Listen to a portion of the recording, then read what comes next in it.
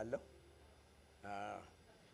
አይ ጌታ ይባረክ ዛሬ እንግዲህ ምኞቴ ተፈጽሞልኛል ይሄ በቃ በትውልድ መሐከል ይሄ ያለውን ጋፕ የምንዘጋበት ሰዓት ነው እና ከነሱ የምንቀበለው ነገር አለ እና ለነሱ ደግሞ የምንሰጠው ነገር አለ እና የአባቶች ልብ ወደ ልጆች የልጆች ልብ ወደ አባቶች አዲስ ኪዳን መልእክት ነው ይሄ አንድ የመሆን ነገር እና ያንን ጋፕ ስለዚህ እግዚአብሔር ይባረክ በጣም ደስ ብሎኛል እንግዲህ ዛሬ ደግሞ የጀመርነውን ነገር እንቀጥላለን አንድ ጋር እንቆምና ከእግዚአብሔር ቃል ካነበብን በኋላ የእግዚአብሔርን ቃል እንሰማለን የጀመርንበት ጥቅሳችንን ታሳውሳላችሁ ፊልጵስዩስ ምዕራፍ 1 ቁጥር 6 በእናንተ መልካምን ሥራ የጀመረው እስከ መቼ ድረስ በሉልኛ እስከ ፍጻሜ እስከ ኢየሱስ ቀን ድረስ እንደምፈጽም ተረድቻለሁ ይላል እና ያ የኢየሱስ ቀን ጌታ የሚመጣበት ቀን ነው ስለዚህ እግዚአብሔር ባንተ የጀመረው ነገር አይቆምም በሉት ተጠቀባችሁ ያለውን ሰው ከመጀመራችን በፊት አይቆምም በሉት በቃ ጀምሯል በሉ እስቲ በኔ የጀመረ ያለ የምትሉ እስቲ የጀመረው ነገር አለ ስለዚህ አይቆምም እግዚአብሔር የጀመረው ነገር ይቀጥላል እንጂ አይቀንስም አይቆምም እግዚአብሔር የጀመረው ነገር ሰው የጀመረው ነገር ይቆማል ያበቃል እግዚአብሔር የጀመረው ነገር ግን የሚቀጥል ነገር ነው እና ያንኑን ሐሳብ እንቀጥላለን ግን ከእግዚአብሔር መጽሐፍ ቅዱስ ካላችሁ ወደ በድሮ ትርጉም እንዲያነብልኝ አዛን ጠይቀዋለሁ ሐዋርያ ሥራ ምዕራፍ 3 ወደ ሐዋርያ ሥራ ምዕራፍ 3 ጋር ሄዱና እሱን እንመለከታለን ሐዋርያ ሥራ ምዕራፍ 3 ከቁጥር 1 እስከ 11 ያለውን አንብበልን እሺ በጌታ በኢየሱስ ስም አነብዋለሁ ጴጥሮስና ዮሐንስም በጸሎት ጊዜ በ9 ሰዓት ወደ መቅደስ ይወጡ ነበር ወደ መቅደስም ከሚገቡት ምጽዋት ይለምን ዘንድ ሰዎች ተሸክመው መልካም በሚሏት በመቅደስ ደጅ በየቀኑ ያስቀምጡት የነበሩ ከእናቱ ማዕፀን ጀምሮ አንካሳ የሆነ አንድ ሰው ነበር እርሱም ጴጥሮስና ዮሐንስ ወደ መቅደስ ሊገቡ እንዳላቸው ባየ ጊዜ ምጽዋትን ለመናቸው ጴጥሮስም ከዮሐንስ ጋር ትኩር ብሎ ወደ እርሱ ተመልክቶ ወደኛ ተመልከት አለው እርሱም አንድ ነገር ከነርሱ እንዲቀበል ሲጠብቅ ወደ እነርሱ ተመለከተ ጴጥሮስ ግን ብርና ወርቅ የለኝም ይህን ያለኝን ግን እሰጥሃለሁ በናዝሬቱ በኢየሱስ ክርስቶስ ስም ተነሳና ተመላለስ አለው በቀኝ እጁም ይዞ አስነሳው በዚያን ጊዜም እግሩና ቁርጭምጭሚቱ ጸና ወደ ላይ ዘሎም ቆመ ይመላለስም ጀመር እየተመላለሰም እየዘለለም እግዚአብሔርንም እያመሰገነ ከነርሱ ጋር ወደ መቅደስ ገባ ሕዝቡም ሁሉ እግዚአብሔርን እያመሰገነ ሲመላለስ አዩት መልካምም በሚሏት በመቅደስ ደጅ ስለ ምጽዋት ተቀምጦ የነበረው እርሱ እንደሆነ አወቁት በእርሱም ከሆነው የተነሳ መደነቅና መገረም ሞላባቸው እርሱም ጴጥሮስንና ዮሐንስን ይዞ ሳለ ሕዝቡ ሁሉ እየተደነቁ የሰለሞን ደጅ መመላለሻ በሚባለው አብረው ወደ እነርሱ ሮጡ እየተደነቁ ወደ እነርሱ ሮጡ እየተደነቁ እግዚአብሔር ባደረገ ነገር እየተደነቁ ስለዚህ የተልኮ ተአምራት የወንጌል ምንድነው ማህተም ነው የወንጌል ማህተም ነው እየተደነቁ ወደ እነሱ ሮጡ ከነሱ ሮጡ የነበሩት አሁን ወደ እነሱ ሮጣሉ ምንድነው የሆነ የወንጌል ማህተም ኃይል ተገለጠ የወንጌል ኃይል ስለተገለጠ አሁን ወደ እነሱ መሮጥ ጀመሩ እንግዲህ ይሄን ሳምንት የጀመርነው ነገር እንቀጥላለን እንጸልይና ወደዛ ወደ መልእክታችን እንሄዳለን እግዚአብሔር አምላኬና መድኃኒቴ ሆይ የዘላለም አምላክ እግዚአብሔር አባት ሆይ የምድኑትን በእነርሱ ላይ ይጨምር ነበር ተብሎ እንደተጻፈ ያንተ እጅ ሲንቀሳቀስ ያንተ ክንድ ሲንቀሳቀስ እግዚአብሔር ሆይ ያንተ ክብር ሲገለጥ እግዚአብሔር ሆይ ሰው ምርጫ የለውም ወደ አንተ ከመሮጥ በስተቀር እግዚአብሔር አምላኬና መድኃኒቴ ሆይ ያ ኃይል በእያንዳንዳችን ህይወት ውስጥ ይገለጥ በእናንተ መልካም ሥራ የጀመረ ተብሎ ተጽፏልና በእኛ መልካም ሥራ የጀመርክ እግዚአብሔር ሆይ ይህ የጀመርከው መልካም ሥራ ይቀጥል ጌታ ሆይ ዛሬ የሚገለጥ እግዚአብሔር አባቴና መድኃኒቴ ሆይ የተልኮ ተአምራት በእያንዳንዳችን ህይወት ውስጥ ዛሬ በተለየ መንገድ የሚንቀሰቀስበት ቀን ይሁን ጌታ ሆይ ይቀስቀስ በውስጣችን ያስቀመጥከው ነገር ውስጣችን ያስቀመጥከው ጌታው የወንጌል ቅናት በውስጣችን ይቀስቀስ ጌታ ሆይ ኃይልህም እግዚአብሔር አባቴና መድኃኒቴ ይስራ በውስጣችን እናከብርሃለን እናመሰግንሃለን ከፍ እናደርግሃለን በጌታ በኢየሱስ ክርስቶስ ስም አሜን ከመቀመጣችሁ በፊት አንድ ሁለት ሰው ንገሩት ባንተ የተጀመረ ነገር አለ እንዲቀጥል ትጋ በሉት ዝም ብላችሁ ባንተ የተጀመረው ነገር አለ እንዲቀጥል አዎ በአየር ላይም የምትሰሙትም ያንን አድርጉ እና የተጀመረ ነገር አለ የሚጀመር ሳይሆን የጀመረው ነገር አለና እግዚአብሔር ይባረክ ሃሌሉያ እንግዲህ ይሄንን ዛሬ የምንመለከተው የዚህ የተልኮ ተአምራት እንዲቀጥል ኃላፊነታችን ምንድነው የምንለው የወንጌሉ ተአምራት እንዲቀጥል ይሄ የተጀመረው ነገር እንዲቀጥል የኛ ኃላፊነት ምንድነው ከኛ የሚጠበቀው ነገር ምንድነው የምለው ነገር እንመለከታለን ታሳውሱ እንደሆነ ሳምንት ያየነው ነገር አለ ያየነው ነገር ምንድነው ምርኮኛቱ በመታዘዟ ለተልኮ ተአምራት ምክንያት ሆነች ምን ስላደረገች ባሉልኛ በቃ አለቀ ይሄ ብቻ ነው ካንተ የሚጠበቅ በሉ ሲባካችሁ ይሄ ብቻ ነው በቃ መታዘዝ ስለታዘዘች ብቻ ምንም ያደረገችው ነገር የለም ምንም አላብራራችም እንዲ ካልሆነ እንዲ ነው እኔ ምስክርነት አለኝ ሰውየውን እጃ አይቻለሁ ነብዩን አይቻለሁ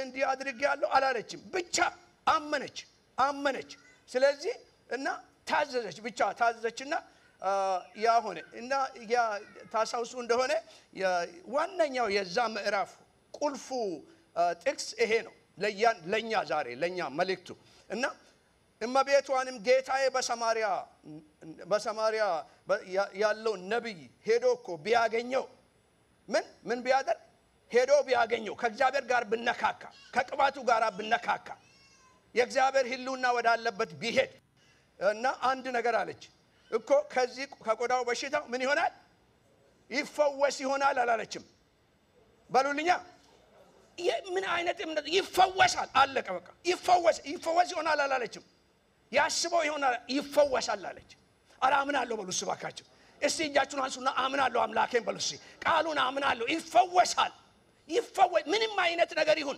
ለምጻም ሲፈወስ አይታጣቅም ይፈወሳል አለች የእምነት ጉዳይ ነው ይፈወሳል አለች እንግዲህ ከዛ እንግዲህ እሷን በመታዘዝ ይሄንን ካደረገች ሐዋርያቶች ደግሞ በመታዘዝ ቀጠሉ የሐዋርያቶች ታዘዙ እሺ አሉ ስለዚህ ተመልከቱ እዛ ላይ ያለውን ቃል ተመልከቱ ምን ይላል በሐዋርያቶችም እጅ በጣም ጥቂት ተአምራቶች አልፎ ይደረጉ ነበር አይደል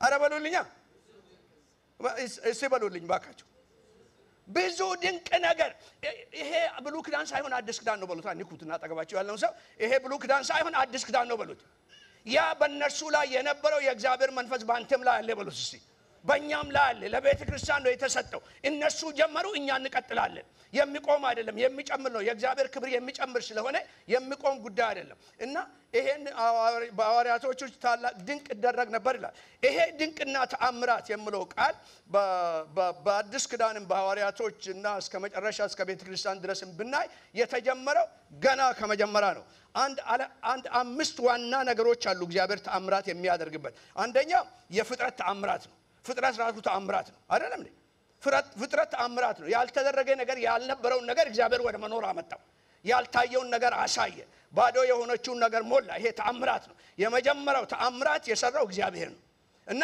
ፈጠረ ሰማይንና ምድርን ፈጠረ እና ያ ካለፈ በኋላ ሰዎች ከእግዚአብሔር ጋር መኖር ሲገባቸው መኖር ስላልቻሉ እግዚአብሔር በቃል ኪዳን መጥቶ ከሰው ጋር ቃል ኪዳንን አደረገ በአብርሃም አማካይነት ከአብርሃም አማካይነት ቃል ኪዳን ካደረገ በኋላ ያ እግዚአብሔር የጀመረው የፈለገው ተአምራት እንዲቀጥል እና 430 ዓመት ቆየ ከ430 ዓመት በኋላ ወደ ሙሴ መጣና የሕዝብን መከራየው ጩኸታቸውንም ሰማው አለ አሁን ምን ጀመረ ከዛ በኋላ በሙሴ ተአምራት በሙሴ ጀመረ ያ እግዚአብሔር ያደረገው ነገር አሁን በፍጥረት የተደረገው ነገር በቃል ኪዳን ቀጠለ አረ ቃል ኪዳን አለኝ በሉ ቃል ኪዳን ያላችሁ ሰዎች አላችሁ ቃል ኪዳን አለኝ በሉ ይቀጥላል የእግዚአብሔር ተአምራት ይቀጥላል ይቀጥላል። ተፈጥሮም ቢበላሽ ይቀጥላል። ምክንያቱም እግዚአብሔር የቃል ኪዳን አምላክ ነው እና በቃል ኪዳኑ እግዚአብሔር በሙሴ አማካይነት በቃል ኪዳኑ ቀጠለ።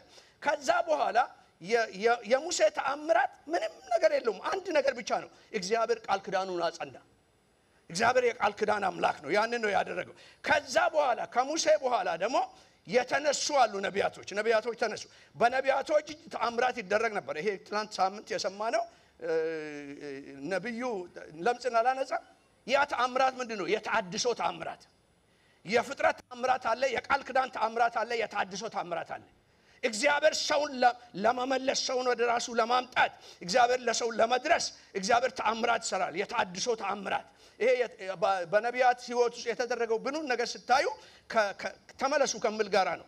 ተመለሱ፣ ከእግዚአብሔር ጋራ ተስተካከሉ፣ ነገራችሁን አስተካክሉ፣ የእግዚአብሔርን መንገድ ፈልጉ፣ ከእግዚአብሔር ጋራ ሂዱ። ይሄ እዛ የተደረጉ ተአምራቶች ከዚህ ጋር የሚሆኑ የተአድሶ ተአምራት እግዚአብሔር የሚያድስ አምላክ ነው እና እንዳውም በሐዋርያ ሥራ ላይ ታሳውሳላችሁ ምዕራፍ 3 ቁጥር 18 ላይ የመታደስ ዘመን ትመጣላችኋለች። ያ በነቢያቶች የተነገረው ነገር የሆነ ነገር በሙላት ለቤተ ክርስቲያን ትመጣለች ብሎ በዛን ጊዜ ተናገሩ። ሶስተኛ እሱ ነው። አራተኛ በአዲስ ኪዳን ውስጥ አሁን የምናየው ሐዋርያቶች የገቡበት ምንድነው? ጌታ ኢየሱስ ይዞ የመጣው ተአምራት የኢየሱስ ተአምራት የድህነት ተአምራት ነው። ለማዳን ነው የመጣው። የሰው ልጅ የጠፋውን ሊፈልግና ሊያድን መጥቷልና። ስለዚህ የጌታ የኢየሱስ ክርስቶስ ተአምራት በሙሉ ከሊቀ ካህንነቱ ጋር የተያያዘ ነው። ከማዳኑ ጋር የተያያዘ ነው። ተአምራቱ በሙሉ ከዛ ጋር ነው የተያያዘ። ስለዚህ የማይነካውን ይነካ ነበር፣ የማይሆነውን ያደርግ ነበር እና ምክንያቱም እሱ ለማዳን ነው የመጣው።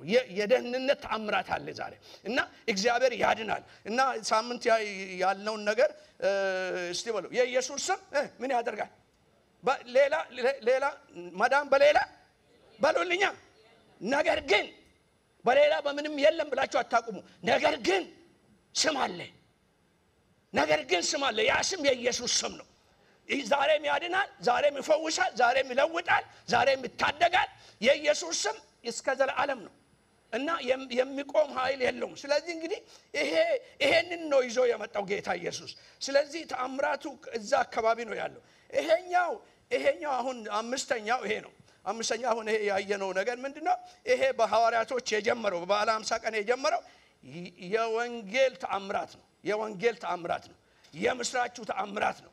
የእግዚአብሔር የምሕረቱ ተአምራት ነው። ለቤተ ክርስቲያን የጸጋ መግለጫ ነው። አሁን የሚደረገው ተአምራት የጸጋው መግለጫ ነው እና በታላቅም ጸጋ ምን ሆኑ ይላል ሐዋርያት ሲወጡ፣ በታላቅ ጸጋ ወጡ ይላል። በየቦታ በሐዋርያቶች ታላቅ ተአምራት ይደረግ ነበር ይላል። ይሄ ምንድነው? የጸጋው መግለጫ ነው።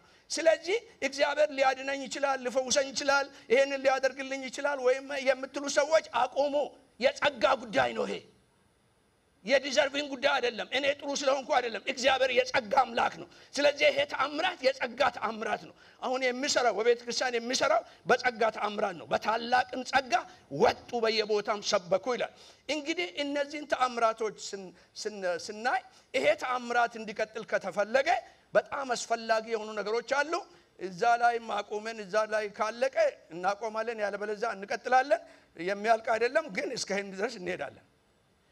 እንግዲህ የተልእኮ ተአምራት እንዲቀጥል ኃላፊነታችን ምንድነው? እንደ ግለሰብ፣ እንደ ቤተሰብ፣ እንደ ቤተ ክርስቲያን ምንድነው ኃላፊነታችን? እግዚአብሔር ያደርጋል። ታምናላችሁ አይደል? እግዚአብሔር ያደርጋል። ግን ከኛ የሚጠበቀው ነገር አለ። በአዲስ ኪዳን እግዚአብሔር ተአምራትን ለመስራት ከኛ ጋራ መተባበራችንን ይጠብቃል እና ይፈልጋል። መታዘዛችንን ይፈልጋል። ታሳውሳላችሁ ብዙ ጊዜ ጠቅሻለሁ እና ብዙ ጊዜ ሌሎችም ይጠቅሳሉ እና ጌታ ኢየሱስ እግዚአብሔር አብ ወደ ሙሴ በመጣ ጊዜ የቃል ኪዳኑን ተአምራት ለመስራት መጥቶ ሙሴን ምን አለው? የሕዝቤን ጩኸት ሰማው፣ ስቃያቸውንም አየው፣ መከራቸውንም ተመለከትኩ። ስለዚህ ምን አደረኩኝ? ትሄድልኛለህ አይደል? በቃ እሱ እንኩታ አጠገባችሁ ያለው ሰው በቃ ወረደ። በቃ ጌታ መጥቷል በሉታ። ስለዚህ ቃልም ሥጋ ሆነ፣ ጸጋንና እውነትን ተሞልቶ በእኛ አደረ። ተአምራት ሰሪ አምላክ በውስጥ ያለ በሉ እስቲ ባካችሁ። ተአምራት ሰሪ በውስጥ ያለ በሉ እስቲ። ተአምራትን የሚሰራ እግዚአብሔር ውጭ አይደለም፣ በአንተ ውስጥ ነው ያለው። ክርስቶስን ከሙታን ያስነሳው የእግዚአብሔር ኃይል ባንተ ውስጥ አለ። የትንሳኤ ኃይል ባንተ ውስጥ አለ። ስለዚህ ወረደ፣ እግዚአብሔር መጣ። ስለዚህ ይሄ ከመጣ እንግዲህ ከኛ የምትጠበቀው ነገር አለ። አሁን ሙሴ ምንድነው ታዲያ? ለምን ፈለከኝ? ከኔ ጋር እንድትሄድ ምክንያት እንዳደርግ። አረ ምክንያት ሊያደርግ ይፈልጋል በሉት። ተቀባችሁ ያለው ሰው ጌታ ምክንያት ሊያደርግ ይፈልጋል በሉት። እና በሰው ለመገልገል አይደለም፣ እግዚአብሔር ምክንያት ሊያደርግ ይፈልጋል። ስለዚህ የተልእኮ ተአምራት እንዲፈጸም ከኛ እግዚአብሔር ዛሬ ከቤተ ክርስቲያን ከግል የጌታ ልጆች ነን ከምንለው እግዚአብሔር የሚጠብቀው ነገር አለ። እና ከነዛ አምስቱን ነገሮች አሳያችኋለሁ። እና አጠር አድርጌ የመጀመሪያ ይሄ ነው፣ ተስፋውን ማመን። ተስፋ ሰጥቶናል። በአዲስ ኪዳን ተስፋ ሰጥቶናል። ጌታ ኢየሱስ ክርስቶስ እያገለገለ ለደቀ መዛሙርቶቹ ገና ወደ መስቀሉ ሳይመጣ በፊት ተስፋ ገባላቸው። እና ብዙ ጊዜ የሚታወቀው ጥቅስ ነው። ዮሐንስ ወንጌል ምዕራፍ 14 ቁጥር 12 ላይ ብትመለከቱ በጣም ደስ የሚል ቃል አለ። እስቲ እሱን እዩት በመጽሐፍ ቅዱሳችሁ ላይ። እንደዚህ ይላል፣ እውነት እላችኋለሁ በእኔ የሚያምን ምን የሚያደርግ በሉልኛ። ነገሩ ከዛ ነው የሚጀምር በሉታ። በእኔ የሚያምን አለ፣ ሌላ ምንም አላለም። እና ጥሩ ሰው የሆነ አላለም፣ ስፔሻል ጸጋ ያለው ሰው አላለም፣ ስፔሻል ችሎታ ያለው ሰው አላለም፣ ስፔሻል የተለየ ልምምድ ያለው ሰው አላለም። በእኔ የሚያምን። አረ አማኝ አለ ዛሬ? አረ እኔ አማኝ ነኝ የምትሉ እስቲ አማኝ ነኝ በሉ እስቲ። አምላኬን አምናለሁ በሉ እስቲ። አምናለሁ፣ አምላኬን በሁሉ ነገር አምነዋለሁ። አምኜ ባይሆን ነገሩ ቢሞት ይሻለኛል ሳላምን ከምሞት። ምክንያቱም ያለ እምነት እግዚአብሔር ደስ ማሰኘት አይቻልም። እግዚአብሔር ደስ ከተሰኘ እኔ ምን ቸገረኝ? በቃ ስለዚህ እንዲህ አላቸው፣ እውነት እላችኋለሁ በእኔ የሚያምን እኔ የማደርገውን ስራ ይሰራል። ይሄ ነው እንግዲህ አንደኛ ይሰራል። የኢየሱስን እንግዲህ ተመልከቱ። አሁን ብሉይ ኪዳን አዲስ ኪዳን ሄደን ኢየሱስ የሰራቸውን ተአምራቶች ሁሉ ስንሰረዝር እንዴ ከዚህ በላይ ያሰኛል አይደል? ከዚህ በላይ ግን እንደዚህ ያለ ጌታ ኢየሱስ እንዲያው እኔ ወደ አብ ስለሚሄድ እኔ ወደ አብ ስለሚሄድ ከዚህም የሚበልጥ በሉልኛ ምንድነው ብለው ከዚህም የሚበልጥ ያደርጋል። ቆይ ትንሽ የሚያስቸግር ነገር አለ አይደል? እኔ የማደርገውን ያደርጋል አለ። ከዚህም የሚበልጥ አለ። ምንድነው ከዚህም የሚበልጥ የሚያስደርጋቸው? የጸጋ ስጦታቸውን አይደል? ሐዋርያት መባላቸውን አይደል? ነቢያት ኖ ከዛ የተለየ ነገር አለ። እኔ ወደ አብ ስለሚሄድ ምን ማለት ነው ጌታ ኢየሱስ? እኔ ወደ አብ ስለሚሄድ ምክንያቱም እኔ ስራ ጨርሼ በአብ ዘንድ ይቀመጣለሁ። እንቅፋቱ ተነስቷል። የዲያብሎስን ስራ ይሽር ዘንድ የእግዚአብሔር ልጅ ተገለጠ። ስለዚህ ኃጢአት ከዚህ በኋላ አይከለክልህም፣ እንቅፋት አይከለክልህም።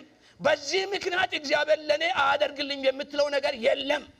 እና በደሙ ስለዋጀ በደሙ ስላጠበ ልጁ ስላደረገ እኔ በአብ ቀኝ ተቀምጫለሁ አለ። ስለዚህ እዛ ስለተቀመጠ እግዚአብሔር ደግሞ ምን አደረገ? ያለፈ ጊዜ ሀብት ሲያሰምር ነበር። ከሁሉ በላይ የሆነውን ስም ሰጠው። ስለዚህ በስሜ የምትለምኑትን ሁሉ አደርጋለሁ አለ። እኔ ጨርሻለሁ። ለምንድን ነው ይሄ?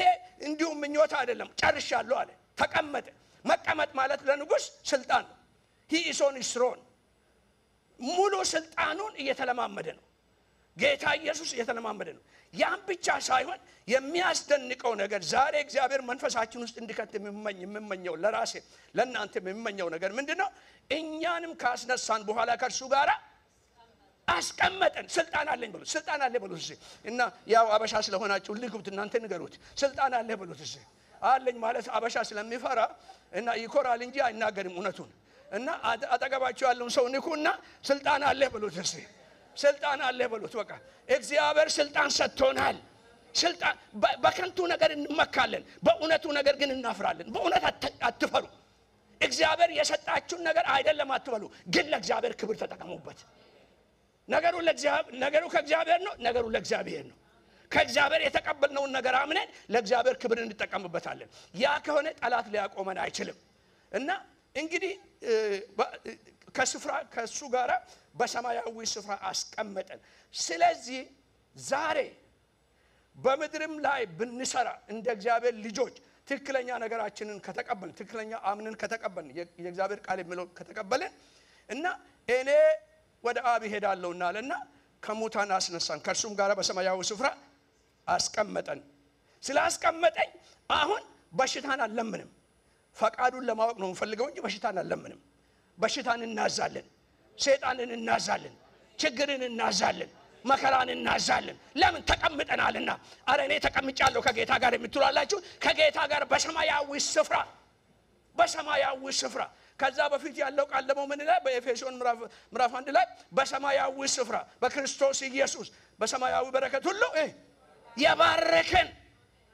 የባረከን የጌታችን የኢየሱስ ክርስቶስ አምላክ ይባረክ ይባረክ። ይሄን እንግዲህ ይሄ ስለሆነ አሁን አለ ጌታ ኢየሱስ ከዚህም የሚበልጥ ታደርጋላችሁ። ከዚህም የሚበልጥ በሉስ፣ ከዚህም የሚበልጥ ገና ያለው በሉስ። ለራሳችሁ ቤታችሁን አስቡ፣ ትዳራችሁን አስቡ፣ አገልግሎታችሁን አስቡ፣ ስራችሁን አስቡ፣ ጥሪያችሁን አስቡ። ከዚህም የሚበልጥ በሉስ፣ ከዚህም የሚበልጥ ለአምላኬ ክብር በሉስ፣ ከዚህም የሚበልጥ ለአምላኬ ክብር፣ ከዚህም የሚበልጥ እግዚአብሔርን የሚያስከብር ነገር እንግዲህ ይሄ ነው። ይሄ ከሆነ ምንድነው የሚያስፈልገው? ማመን፣ ተስፋውን ማመን፣ በተስፋው መቆም፣ ተስፋውን ማመን ወዴት ያመጣናል? ተልኮን ወደ መታዘዝ። እንግዲህ ተአምራት ሾንቴል አይደለም። የእግዚአብሔር ተአምራት ዝም ብሎ ማንነትን ለማሳየት አይደለም እና መንግስቱን ለማስፋት እሱን ለማስከበር ነው። ለአባቴ ክብር ይላል። ይሄ ከሆነ እንግዲህ ከኔ የምጠበቀው ነገር አለ። አንደኛ ማመን ነው። ካመንኩስ በኋላ ለተልኮዬ መኖር፣ መታዘዝ። እግዚአብሔር ሁን አድርግልኝ ላለው ነገር መታዘዝ። እንዴት ነው የምታዘዝ? እንዴት ነው የማደርገው? ብቻ ታዘዝ። አንድ ጊዜ ሺካጎ ብዙ ጊዜ ይዛ የምንተዋወቀው ወገኖች አሉ እና ሺካጎ እያለሁ ልክ ወደ መጨረሻ ትምህርቴን ወደ መጨረሻ አካባቢ ክላሱን ጨርሻለሁ ይመስለኛል እና ምንድነው ጌታ ሆይ ማድረግ፣ እንዴት ነው ማገለግል እና ለአገልግሎት እንደገና ወደዛ እንደምመለስ እንደ ጌታ እንደምፈልገኝ አውቃለሁ። ምንድነው ማድረግ እያልኩ አንድ መልእክት ሰበኩዛ። እንደዛ አይነት ኤክስፒሪየንስ ከዛ በፊትም አልነበረኝም፣ ከዛም በኋላ አልተደገመም። አሁን ይደገም ይሆናል ሲዝኑ ስለሆነ ጌታን ጠይቀዋለሁ። በቃ አሁን ሰሞኑን እዛ እሱን እያሰብኩ ነበር። ልክ እየተናገርኩኝ ልክ ደመና ሰዎቹን የሚሰሙኝን ደመና የሸፈናቸው ነው የሚመስሉኝ እዛ ቁጭ ብዬ እና እንደዛ አይነት ከዛ በፊትም አልነበረኝም፣ ከዛም በኋላ አላየሁም። እንደዛ እያለሁኝ ዳንኤል መኮንን ቁጭ ብሏል እና ከሃና ጋራ እጅ ላይ ተያይዞ ቁጭ ብሏል። ግን ዳኒ መቀመጥ አቃተው እና አንዴ እንትን ይላል፣ አንዴ ወደዚህ ይላል፣ አንዴ ወደዚህ ይላል። ምን ሆነዋል ዳኒ ብዬ ብቻ እንዲሁ ጨረስኩኝና ልጸልይ ስል ዳኒ እጁን አነሳ። ወንድሜ አለሙ አለኝ አንድ ጊዜ ሳትዘጋ በፊት እኔ እንኳን በፐብሊክሊ ለሰው መልእክት አልሰጥም፣ ግን ይሄኛን እግዚአብሔር ተናገር ስላለኝ ነው አለኝ። ይሄንን የምናገርበት ምክንያት አለኝ እና ከዛ መጣና ተናገረ። እሱ ዲቴል ውስጥ አልገባ። አንዱ ያለ ነገር ምንድነው? ከዚህ በኋላ የዮሴፍን እንደ ዮሴፍ የተለየ ቀለም ያላትን ልብስ አልብሻለሁ፣ በዓለም ትዞራለህ አለኝ። እኔ በዛን ጊዜ አየሁ ከዲ ምንድነው የምታወራው? ዳኒ ስለሆነ ግን አመንኩኝ። ስለማውቀው ኢትዮጵያም ጀምሬ ስለማውቀው እንግዲህ እግዚአብሔር እንዲህ ካለ እንዴት ያደርጋል? እና ምን ለማለት ፈልጌ ነው? ከዛ በኋላ አንድ ነገር አደረኩኝ። የወል ማፕ ገዛሁኝና የዓለም ካርታ ገዝቼ ግድግዳዬ ላይ ለጠፍኩ። እግዚአብሔር ብሎ አላ እግዚአብሔር ካለ እንዴት እንደምሆነ እኔ አላቅም። ችሎታም የለኝም፣ አቅምም የለኝም። ግን ካርታውን ለጠፍኩኝና እግዚአብሔር ሆይ እንግዲህ በቃ የተለያየ ልብስ ብለኸኛል፣ በዓለም ዙሪያ ብለኸኛል። ስለዚህ በዚህ ላይ መጸለይ ጀመርኩኝ። ይሄው አለሁ እስከዚህ ድረስ። ችሎታ አይደለም፣ አቅም አይደለም፣ ጥሪ ነው ብሎ ተተከባችኋለሁ። የተልኮ ጉዳይ እንጂ የኛ ማንነት ጉዳይ አይደለም። የመቻላችን ጉዳይ አይደለም፣ የተልኮ ጉዳይ ነው። ግን ዋናው ምንድነው? ተልኮውን ስንቀበል መታዘዝ፣ እሺ ማለት፣ ለእግዚአብሔር እሺ የማለቱ ነገር እንግዲህ እሱ ነው። ተልኮውን ታዘዙ ይላል። ስለዚህ ጌታ ኢየሱስ እዛ በዮሐንስ ወንጌል ምዕራፍ 20 ቁጥር 22 ላይ እንደዚህ ያላቸው ሳምንት ማጣቅሻለሁ።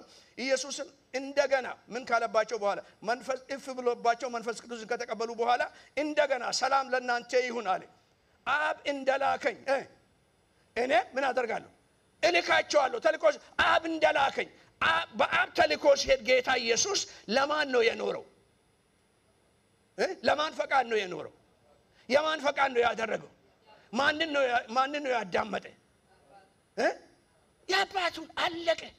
ምን እንደሆነ ታውቃላችሁ? ተልኮን መታዘዝ ማለት ለራስ መሞት ማለት ነው። ችግሩ እሱ ነው። አገልግሎት መክበሪያ አይደለም። አገልግሎት መሞቻ ነው። ለራስ ፈቃድ መሞት ነው። ለእግዚአብሔር ዓላማ መኖር ነው። በቃ ለዓለሙ የሚመች ሳይሆን ለአንተ የሚመች፣ ለዓለሙ የሚመስለው ሳይሆን አንተ ያልከው ነገር ይሁን። ከራስ ፈቃድ መሞት፣ ለእግዚአብሔር መሰጠት፣ ለዛ ዋጋ ለመክፈል ፈቃደኛ መሆን። አስቸጋሪው ነገር ይሄ ነው። ተአምራቱ እንዲቀጥል ከተፈለገ ለራሳችን እንሙት፣ ለምኞታችን እንሙት፣ ለአመለካከታችን እንሙት። ተአምራቱ ከዛ በኋላ ይቀጥላል። ምክንያቱም ከዛ በኋላ የሚሆነው ነገር ሁሉ ለእግዚአብሔር ነው።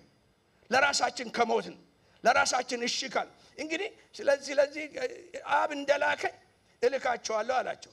እኔም እልካቸዋለሁ። አብ ስለላከው ጌታ ኢየሱስ እነሱ ለመብላት ሲሄዱ ሄዱ እናንተ ምግባቸውን ግዙ አለና በሰማርያ ማለፍ ግድ ሆነበት ይላል። ሀብትሽ በቀደም ሲናገር ነበር እና በሰማርያ ማለፍ ግድ ሆነበት ይላል። እዛ ሴተኛ ዳሪ ሰው ሁሉ የጠላት፣ ሰው ሁሉ የገፋት፣ ምንም ሪፑቴሽን የሌላት እሷ ጋር ቁጭ አላለም። ቁጭ ብሎ ነው የጠበቃት። ሰማችሁ? አጠገባችሁ ያለውን ሰው ንገሩት። ቁጭ ብሎ ነው የጠበቃት ብሎ ዝም ብላችሁ በቃ መልእክት ነው። ቁጭ ብሎ ነው የጠበቃት። ያመላለሰሽ ነገር፣ ያደከመሽ ነገር ጌታ ቀድሞ ቁጭ ብሎ ይጠብቀሃል። እስከ ዛሬ በቃ ጨክኔ ሞክሬ በዚህም ጾሜም ጸልዬም አልሆነም ያለ ነገር አመላለሳት እኮ አደከማት። ግን ኢየሱስ እዛ ሄዶ ቁጭ ብሎ ጠበቃት። እየጠበቀህ ነው በሉት። ተጠቀባችሁ ያለው ንኩና እየጠበቀህ ነው ጌታ በሉት። እንደ ድሮ አይደለም በሉት። አሁን እሱ ቀድሟል በሉት። እሱ ስለቀደመ ቁጭ ብሎ ጠበቃት። ከዛ ያችን ሴትዮ የመጣበትን ዓላማ መግለጫ ምክንያት አደረገ። ምግብ ስትብላ ኖ አለ። የኔ ምግብ የሱ ምግብ ያንን ማድረግ ነው። ሶስት ቀን በምድረ በዳ ተጉዞ መጥቶ እዛ ቁጭ ብሎ እሷን ከነውሯ ነፃ ማድረግ፣ እሷን መልእክተኛ ማድረግ የኢየሱስ መልእክት ነው። መባንና መስዋዕትን አልወደድክም፣ ለኔ ግን ስጋን አዘጋጀህልኝ። ጆሮዬንም በሳይለን መሰጠት ማለት ነው። ለህይወት ዘመን በቃ ባሪያ ሆኖ መሰጠት ማለት ነው ለእግዚአብሔር። ይሄ ነው እንግዲህ ተልኮን ለመታዘዝ የእግዚአብሔርን ፈቃድ መታዘዝ። በዚህ ከቀጠልኩኝ ያው እዚህ ማደራችሁ ነው፣ ውላችሁ ማደራችሁ ነው እና ወደ ሶስተኛ ልሄድ። ተስፋን ማመን በሉልኛ። ተስፋ የመጀመሪያ ምንድነው? ተስፋውን ኢማን በሉት። ዝምማችሁ ነው። ተስፋውን ኢማን በሉ። በቃ ተስፋ የሚፈጸምበት ዘመን ስለሆነ ኢማኑት። ሁኔታውን አይታችሁ አትመኑ፣ አምላካችሁን አይታችሁ ኢማኑት። እግዚአብሔር ያለውን አይታችሁ ኢማኑት። ተስፋውን ማመን። ከዛት በኋላ ተልኮን ታዘዙት። ምን ማለት ነው? እግዚአብሔር አድርግ የሚልህን አድርግ። እግዚአብሔር ሁን የሚልህን ሁን። እግዚአብሔር ኑር በሚልህ መንገድ ኑር። እግዚአብሔር ተቀደስልን ሲል ተቀደስለት። እግዚአብሔር ተለይልን ሲል ተለይለት። እግዚአብሔር በቃ የሚፈልገውን ነገር ለእግዚአብሔር መሆን፣ ለእግዚአብሔር መሆን፣ ከራስ መገላገል እና ከዛ ይሄ ወዴት ያመጣናል? ኃይሉን ወደ መቀበል። ኃይሉን ወደ መቀበል ምን አላቸው ሐዋርያቶችን? እዛ ያው የምታውቁት ጥቅስ ነው። ሐዋርያ ሥራ ምዕራፍ 1 ላይ ኃይልን እስክትቀበሉ ድረስ በኢየሩሳሌም ቆዩ። ቀላል ይመስላል።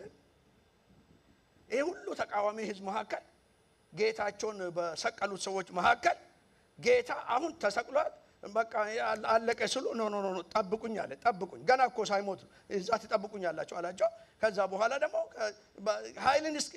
ኃይልን እስክትቀበሉ ድረስ። ምክንያቱም ከዚህ በኋላ እኔን ተከትላችሁኛል 3 ዓመት ተኩል። ከዚህ በኋላ ወጣችሁ የምትሰብኩት እኔ ያስተማርኩትን አይደለም፣ እኔ ስላልኩ አይደለም። መንፈስ ቅዱስ ግን እየገለጠ ወደ እውነት ሁሉ ይመራችኋል።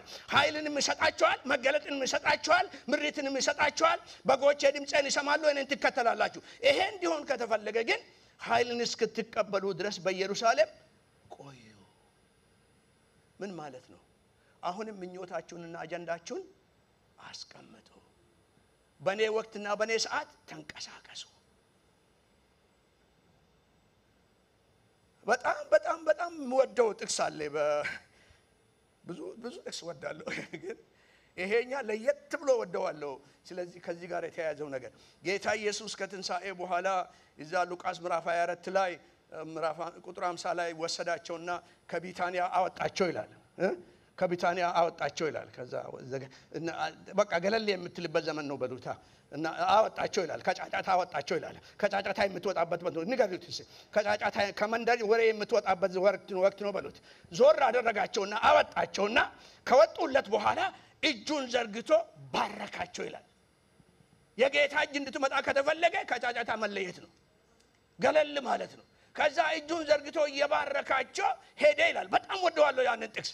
ሁሉ ጊዜ በቃ እኔ ይሄው ጌታዬ ይሁላል በቃ ወጥቻለሁ ይሄው በቃ እጅ በኔ ላይ ይዘርጋለዋለሁ ብዙ ጊዜ እና ከዛ ወጣ ብሎ እጁን ዘርግቶ እየባረካቸው ምን ሆነ ይላል በሉልኛ እኔ ወደ አባቴ ሄዳለሁ ከዚህ የበለጠውን ታደርጋላችሁ ብሎ የለም እንዴ? እና ስለዚህ አሁን እያዩት ሄደ። ተደብቆ አይደለም እያዩት። እንዴት ሆኖ በቃ በእነሱ አእምሮ የቀረው ነገር ምንድነው? የተዘረጋጃለ ከሱ አንደበት የሚወጣው በረከት አለ። ያ ሳያቋርጥ ሄደ። ከዛ በኋላ በጣም ደስ የሚለው ነገር አለ እና አንድ ነገር አስተዋሱ። በኢየሩሳሌም ቆዩ እስከምን ኃይልን እስክትቀበሉ ብሏቸዋልና ከዛ በኋላ ምን ይላል? ወደ ኢየሩሳሌምም ተመለሱ ጌታንም እያመሰገኑና እያከበሩ በአንድነት በኢየሩሳሌም ነበሩ ይላል። ያ እንግዲህ ያ በዛ ያሉ አስደናቂው ነገር ሆነ። ሐዋርያ ሥራ ምዕራፍ 2 ቁጥር 4 ተመልከቱልኝ። ዛሬ ጠዋትም ስለዛ ስንጸልይ ነበር። ማን ነበር ዛሬ ጠዋት የኔ ነው መሰለኝ ስለ ነፋስ ጸልይ ነበር እና ድንገትም እንደምነጥቅ ነፋስ ይዛ ያሉ እንግዲህ ተሰብስበው እዛ ቁጭ ብሎ ያሉ ድንገትም እንደምነጥቅ ምን መጣ ይላል እና አውሎ ነፋስ መጣ ይላል። የእግዚአብሔር መንፈስ መጣ እና ሁሉም በመንፈስ ቅዱስ ተሞሉ። መንፈስም ይናገሩ ዘንድ እንደሰጣቸው መጠን በሌላ ቋንቋ መናገር ጀመሩ ይላል። ይሄ ምልክት ሆነላቸው። እሳት መጣ። በቃ እሳት መጣ። ከዚህ በኋላ መቀመጥ አትችሉም ማለት እና አሁን የኔ ጸሎት የኔ ጩኸት ይሄ ስብከት አይደለም። የኔ ጩኸት የነፍሴ ጩኸት ምንድነው? ከኔ ጀምሮ በእያንዳንዳችን ላይ የእግዚአብሔር እሳት እንዲመጣ ነው። ምክንያቱም የእግዚአብሔር እሳት ከመጣ አያስቀምጥህም። ሌላ ነገር ማውራት አትችልም። ሌላ ነገር ማሰብ አትችልም ከእግዚአብሔር። ከዛ በኋላ ምን ይላል? ሁላችንም የምንሰማው አንድ ነገር አለ ያሉ። ምንድነው የምሰሙት? ሁሉም በራሱ ቋንቋ የእግዚአብሔርን ታላቅነት ሲናገሩ ሰማን። ወይም ደግሞ በሌላ ትርጉም ምንድነው ብለው የእግዚአብሔርን ታላቅ ስራ ሲናገሩ ሰማናል። ምንድነው እነዚህ ሰዎች ስቀለው ያሉትን ሰዎች አንደበታቸውን የቀየረው ምንድነው? እሳቱ ነው በሉታ። እሳቱ ቀየራቸው። የእግዚአብሔርን ታላቅነት ማውራት ጀመሩ። እሳቱ ሲመጣ ሌላ ነገር እንድናወራ አይፈቅድልንም። አንደበታችን ይቀደሳል። ያለፈው ይሁድ ጌታ ሲናገረን የነበረው ስለ ኢሳይያስ ሌላ ነገር ማውራት አንችልም። ያ ከሆነ ደግሞ ሌላ ማውራት ትተን የአምላካችንን ታላቅነት ማውራት ስንጀምር ስራው ማውራት ስንጀምር እርሱ ከኛ ጋር ይሰራል። ቃሉንም በድንቅና በተአምራት ያጸናል። ቃሉ ነው የኛ አይደለም። ቃሉ ነው የኛ አይደለም። ያ ሆነ በህይወታቸው ኃይሉን ተቀበሉ። ከኔ ጋር ናቸው ዛሬ ጠዋት አለሁ እዚህ የምትሉስ ጌታ ኢየሱስ ባርካቸው።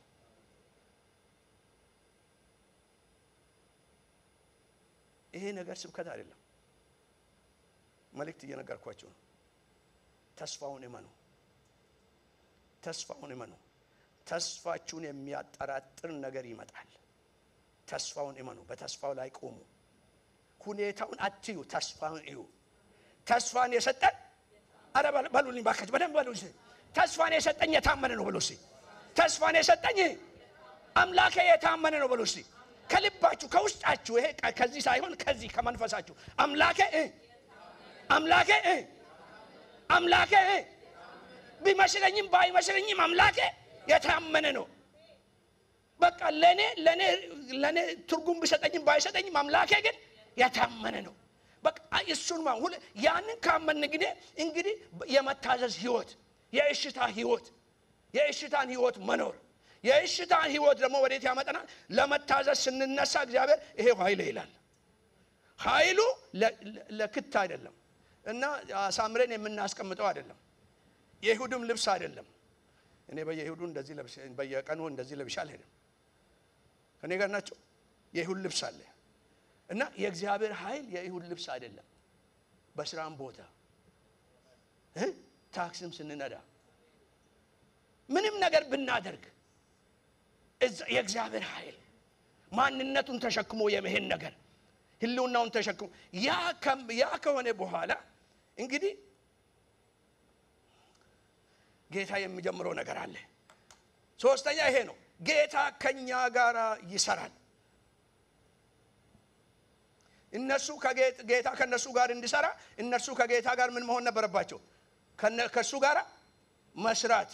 ከጌታ ጋር ሰሩ።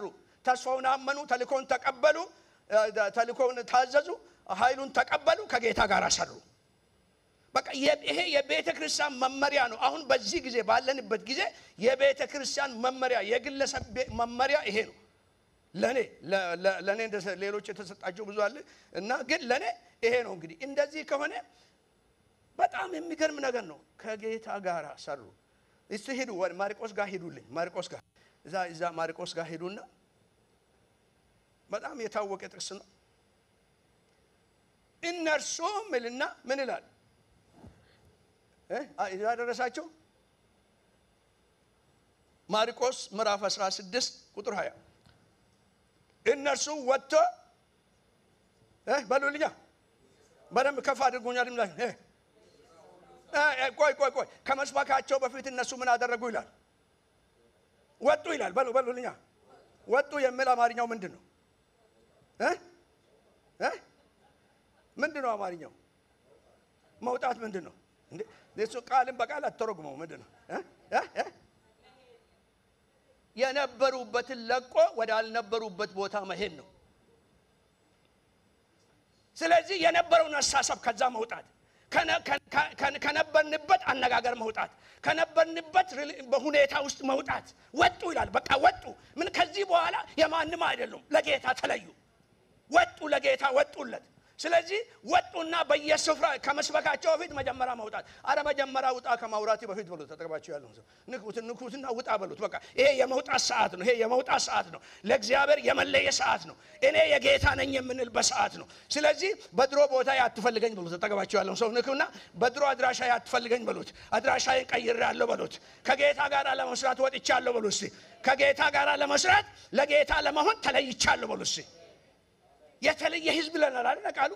የተለየ ህዝብ ሆነን እንዴት እንደሌላ ሰው ሁሉ እንኖራለን?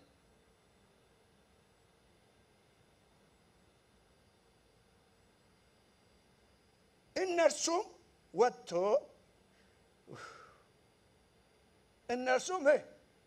ወጥቶ ሰምቶ ጸጥ አሉ አይደለም? ወጥቶ በየስፍራ ሁሉ ምን በሉልኛ የት ነው የሰበኩት? አረባካችሁ በሉልኛ። እኔ እንደው ይሄንን ጴንጤ የተባለውን ሰራዊት በሙሉ ሰብስቤ እቺን ጥቅስ ብቻ እስቲ አንብብና እመን ብለው በጣም ደስ ባለኝ ነበር። እንዴት ለዚህ እኔ እኮ ስብከት አልተሰጠኝም ብሎ ቤተክርስቲያን ከፍሎ ይሄዳል። ስማ፣ ወጥቶ እኮ በቤተክርስቲያን መድረክ አግኝቶ ሰበኩ አይልም። አራ አነጋግሩኝ ባካችሁ። የተጻፈው ነው። እኔ የጻፍኩት የእግዚአብሔር ቃል ነው። ምንድነው የምለው? በየስፍራው እስቲ በሉልኛ። በየስፍራ ማለት ባገባህበት ቦታ፣ በመስሪያ ቤት እግዚአብሔር ባስቀመጠ ቦታ፣ እግዚአብሔር በላከ ቦታ፣ በየስፍራው። ምክንያቱም ወንጌል የማያስፈልግበት ቦታ የለም። ወንጌል የማያስፈልግበት ኮርነር የለም። ወንጌል የማያስፈልግበት የእግዚአብሔር መልካም ዜና የማያስፈልግበት ቦታ የለም። በየስፍራ በሉልኛ። በየስፍራ በሉስ። በሄድክበት ቦታ ሁሉ፣ በተቀመጥክበት ቦታ ሁሉ፣ እግዚአብሔር በላከ ስፍራ ሁሉ ማንን ይዘህ ትሄዳለህ? እሱን ይዘህ ትሄዳለህ።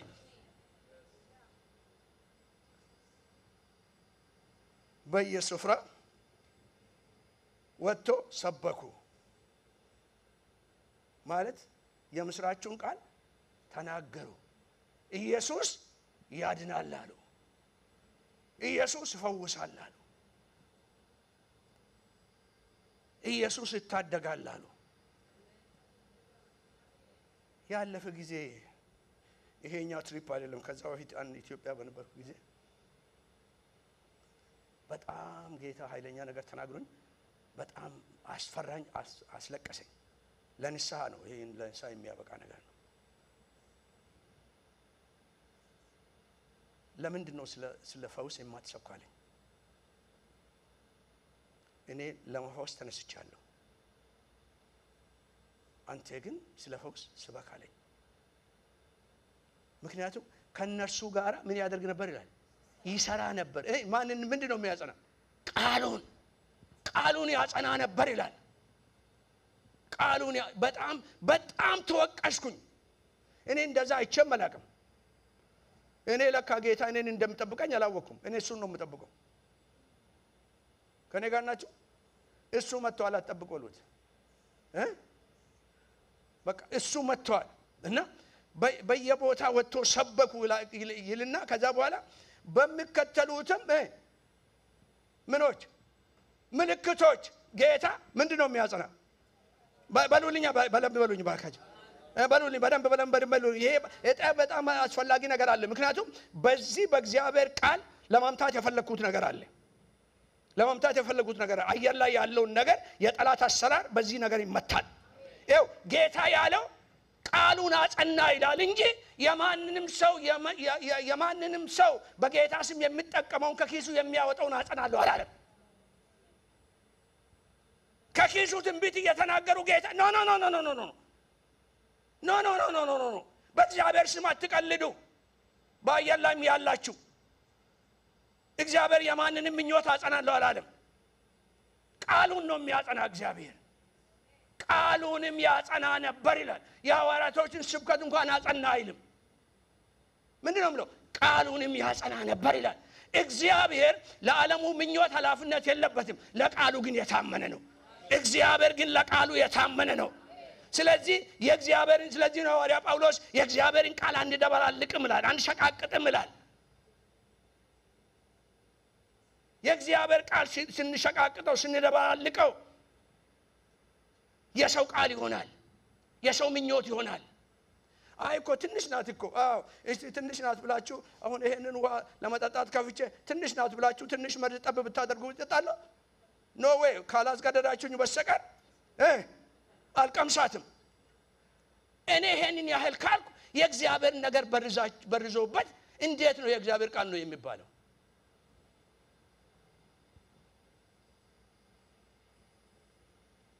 አይሆንም። የእግዚአብሔር ቃል መከበር አለበት፣ በንጽህና መያዝ አለበት። የእግዚአብሔር ቃል ከሁሉም በላይ ነው። ቀድሞ በነቢያቶች ተናገረን። በዚህ በመጨረሻ ዘመን በማን ተናገረን? በልጁ ተናገረን። ቃልም ሥጋ ሆነ። ቃልም ሥጋ ሆነ። አብ እስከዛ ድረስ ነው የሄደ በልጁ ለኛ ለመናገር። ስለዚህ በቃ አትደበላልቁት። ይሄ ለኛ ብቻ አይደለም፣ በአየር ላይ ለሚሰሙት በሙሉ ነው። አትደበላልቁት የእግዚአብሔርን ነገር። የፍርድ ጊዜ የመጣ ነው። እግዚአብሔር ቃሉን ሲያጸና ፍርድ የሚጀምረው ከእግዚአብሔር ቤት ነው። ፍርድ ጀምረው እዚህ መድረክ ላይ ከምንቆም ከኛ ነው።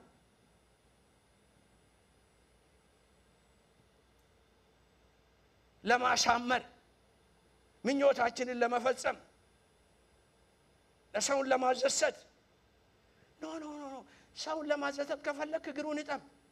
ቃሉን አታደበላልቅ። ያለህን ስጠው። ኖ ቃሌ ያለበት ቃሌን ይናገር። የለኝም ካልክ ዝም በል። ኃላፊነት የለብህም። ኢየሱስ ያድናል ለማለት ትችላለህ። ያድናል፣ አይለወጥም። አንድ ጊዜ እዚህ ብዙ በቃለ ሕይወት ውስጥ ከዚህ ወይ ነግራቸዋለሁ ማለት ቃለ ሕይወት ውስጥ የነበሩትን ለብዙ ዘመን ጌታን ያገለገሉትን ከወጣቶች ጋር ግጭት ነበረባቸውና ሰብስቤያቸው ድላ ወሰድኳቸው እና በዛን ጊዜ ብዙ ተአምራት በእጃቸው ይደረግ ነበር በዛ ዘመን እና በጣም የሚደንቅ ምስክርነት ነበር ሲሰጡኝ የነበረው። በኋላ አንድ ነገር ገረመኝና አንድ ነገር ጠየቅኳቸው። መጽሐፍ ቅዱስ እንዴት ታውቁ? ምንም አናውቅም አሉ። አንድ ጥቅስ ብቻ። ምንድነው እሱ? ኢየሱስ ያድናል። በሄንበት ቦታ ጣዖት እንደ ጠንቆላ ምናምን የሚሰሩት ኢየሱስ ያድናል። ይሄንን ብቻ ነው የምንለው። ኢየሱስ ያድናል። እስቲ በሉስ ኢየሱስ ያድናል በሉስ። ኢየሱስ ያድናል። ኢየሱስ ያድናል። ኢየሱስ ያድናል። ሲመሰክሩልኝ እኮ የሚደንቅ እኮ ተአምራት ነው የሚሆነው ነገር። ኢየሱስ ያድናል ብለን እንቢ ካሉ በቃ በሚቀጥለው ጊዜ ስንመጣ ያ ጣዖት ወይ ሰውዬ ጠንቋዩ ወይ ሞቷል ወይም ስፍራ ሄዷል። ኢየሱስ ያድናል። ይሄ የእንትን ጉዳይ አይደለም፣ ለቃሉ ታማኝ የመሆን ጉዳይ እንጂ ቴዎሎጂያን የመሆን ጉዳይ አይደለም፣ የመራቀቅ ጉዳይ አይደለም። የማመንና ላመነው ነገር የመኖር ጉዳይ ነው። ያን ለዛ ታማኝ የመሆን ጉዳይ ነው እና ቃሉንም ያጸና ነበር።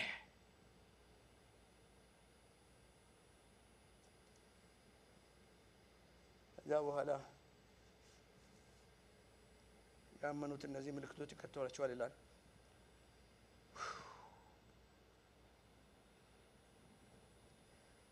ዛሬ ከቤቴ ሲወጣ እነዚህን አምስቱን ነገሮች እንዲሁ አሳያቸውና ወደ ታሪክ እንሄዳለን። ታሪክ ተነጋግረን ቅድም ያነበብነውን ነገር ጥሩ በቃ ደስ ብሏቸው ወደ ቤታቸው ይሄዳሉ ብዬ ነበር የወጣሁት። አሁንም ደስ ብሏችሁ ትሄዳላችሁ። ነገር ግን የእግዚአብሔር ሐሳብ የተለየ ነው። ደህና ናችሁ አይደል? እስቲ በሉልኝ ይሄንም ተስፋውን ምን ማድረግ? ተስፋውን አምናለሁ በሉዋ። ተስፋውን ከልባችሁ አምናለሁ የምትሉ አምናለሁ አምላኬ በሉ። ለኔ አይደለም ለእግዚአብሔር አምናለሁ በሉ። ተስፋህን አምናለሁ በሉ። ከዛስ ተልእኮዬን ይታዘዛለሁ በሉ። ተልእኮን ይታዘዛሉ። በምድር ላይ የምንኖረው ለዚህ ነው፣ ለተልእኮ ነው። ተልእኮ የእያንዳንዳችን ተልእኮ ይለያያል። ለተልእኮዬ ይኖራለሁ። ከዛስ ኃይል ያስፈልገኛል በሉ።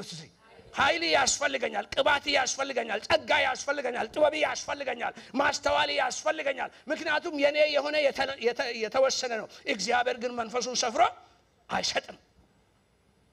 ለዚህ ነው መንፈስ ይሙላባችሁ እንጂ በወይን ጠጅ አትስክሩ ያለው። አራተኛ ከጌታ ጋር ምን አደረጉ? ሰሩ። ከጌታዬ ጋር በሉሲ። ከጌታዬ ጋር ይሰራሉ በሉሲ። ይኸውላችሁ ለጌታ መስራትና ከጌታ ጋር መስራት ይለያያል። ብዙዎች ለጌታ ይሰራሉ እንጂ ከጌታ ጋር አይሰሩም። ይሄ በአበሻ መካከል ብቻ አይደለም። በአጠቃላይ የኢቫንጀሊካል ሙቭመንት አሁን ብትመለከቱ ብዙ ፓስተሮች የተባን አገልጋዮች የተባን ብትመለከቱ ለጌታ ይሰራሉ እንጂ ብዙዎቹ ከጌታ ጋር አይሰሩም። ስለዚህ ነው የራሳቸውን አጀንዳ የሚፈጥሩት። ስለዚህ ነው የራሳቸውን መድረክ የሚፈጥሩት። ስለዚህ ነው ለስጋ ምኞት የሚኖሩት። ከጌታ ጋር እየሰራ ሰው የእግዚአብሔርን ነገር እንዴት ይሰርቃል?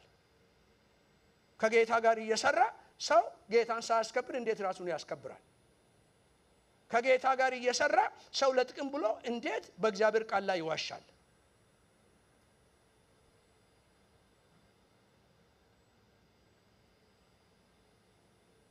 ከእግዚአብሔር ጋር መስራት ከእግዚአብሔር ጋር አንድ መሆን ነው። እኔና አብ ምን አለ? አንድ ነን። አንድ ነን ብትለይ በቃ ብትሰነጥቁ አንድ ነን። እኔና አብ አንድ ነን። ማን አገልጋይ ነው ደፍሮ እኔና ጌታ አንድ ነን የሚለው?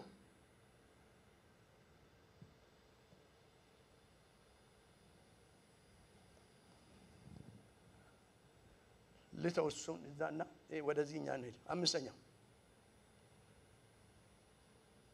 አምኖ ስሙን አወጁ።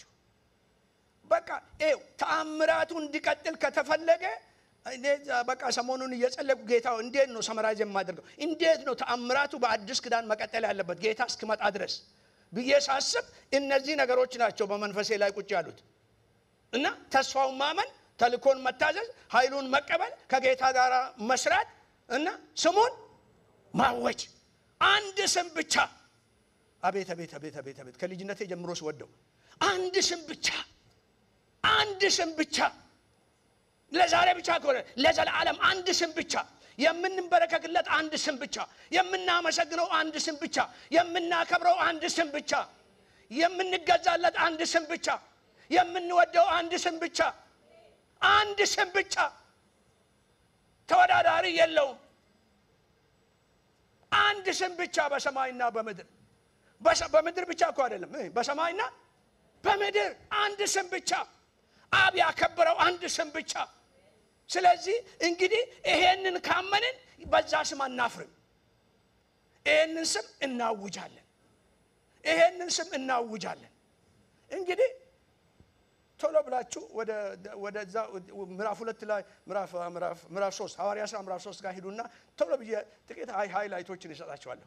እንግዲህ ይሄ ከሆነ የሐዋርያቶች ነገር ከዛ በኋላ ነው የቀጠለው። በቃ ከዛ በኋላ ይሄ እውን ስለሆነ በህይወታቸው ይሄ ነገር ሳያቋርጥ በቃ ቀጠለ ተአምራቱ። አሁን ቅድም ወንድማችን ያነበበልን በሐዋርያ ሥራ ምዕራፍ 3 ከቁጥር 1 እስከ 11 ድረስ እንመለከት።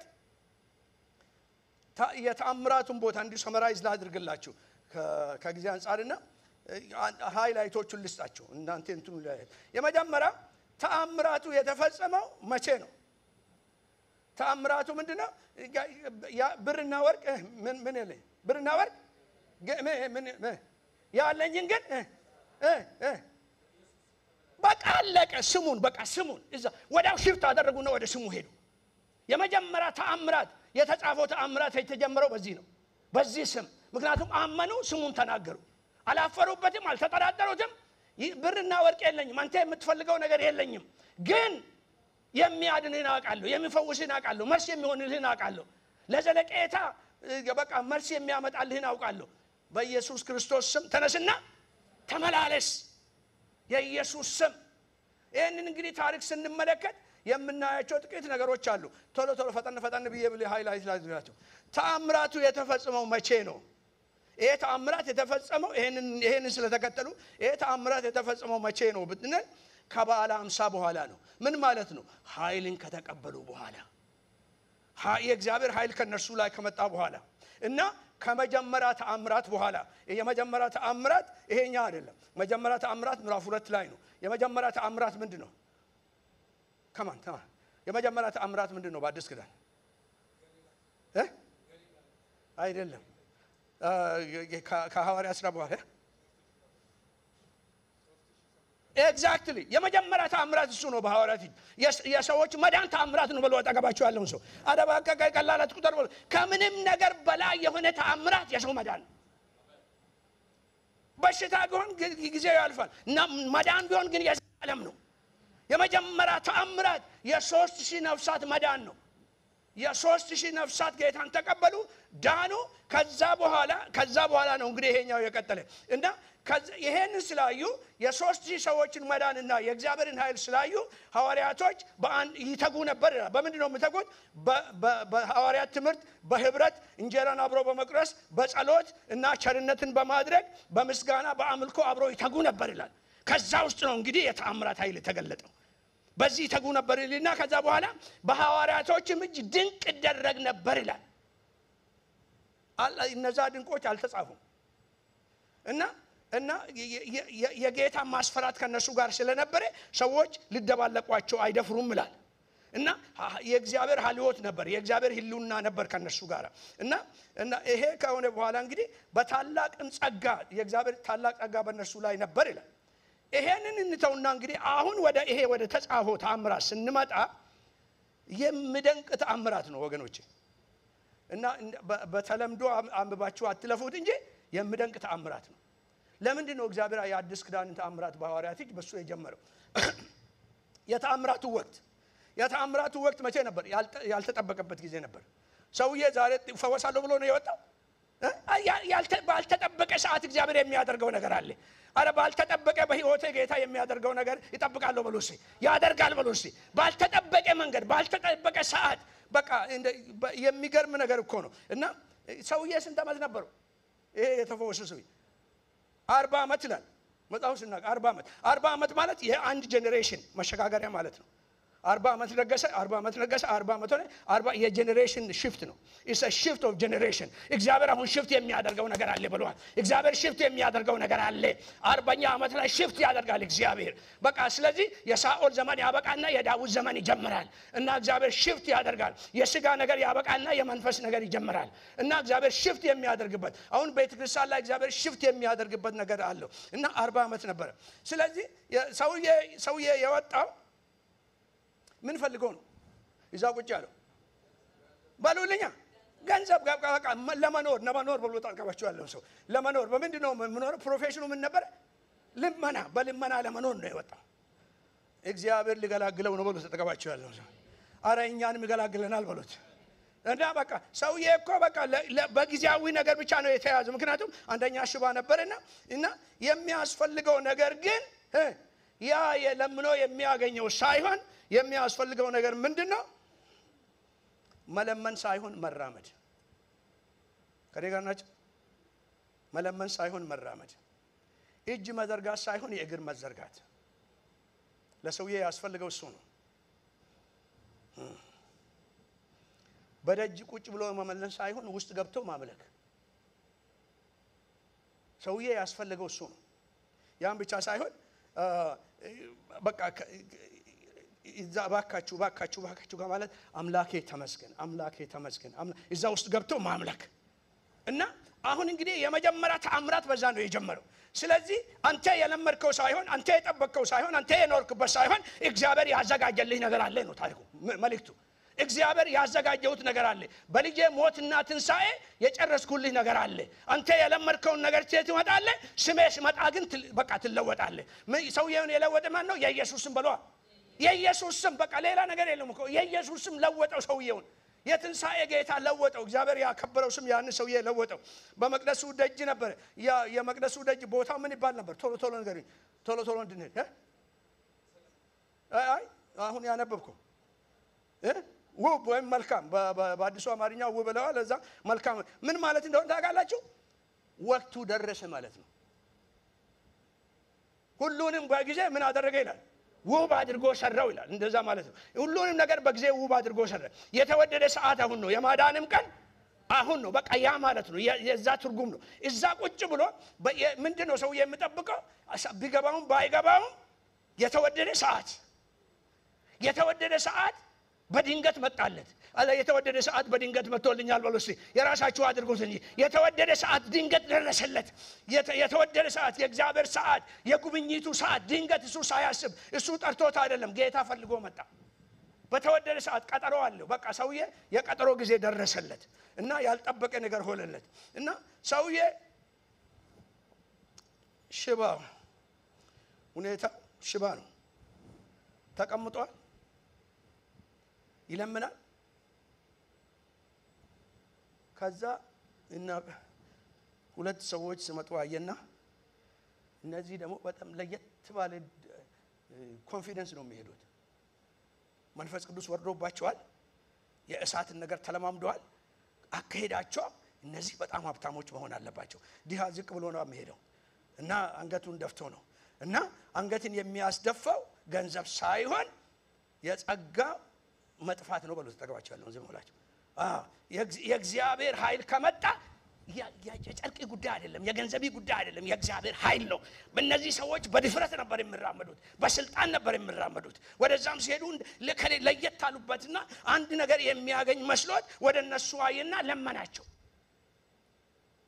ለመቀበል እጁን ዘረጋ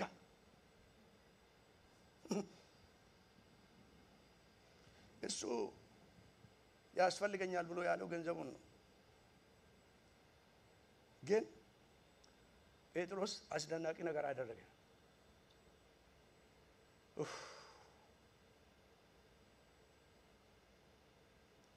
ሰው ያያቸውና እጁን ዘረጋ ጴጥሮስ ተው እሱን ተውና ወደኛ ያለው እሱ ገንዘብ ኪሳቸው ነው ከኔ ጋር ናቸው ቦርሳዬን ይዛት ይቻላል ቦርሳን ነው የሚያየው ቦርሳህን ማየት ተው ብሎ ተጠቃቸው ነው ቦርሳህን ማየት ተው ብሎት ቦርሳውን የሚያይ ሰው በቃ እግዚአብሔርን ማገልገል አይችልም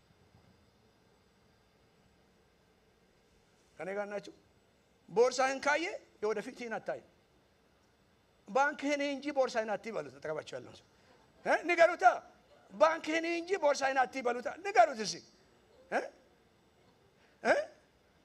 ማንም የማይሰርቅ ሌባም የማይሰርቅ ብልም የማይበላ ያንተ ቦታ እዛ ነው።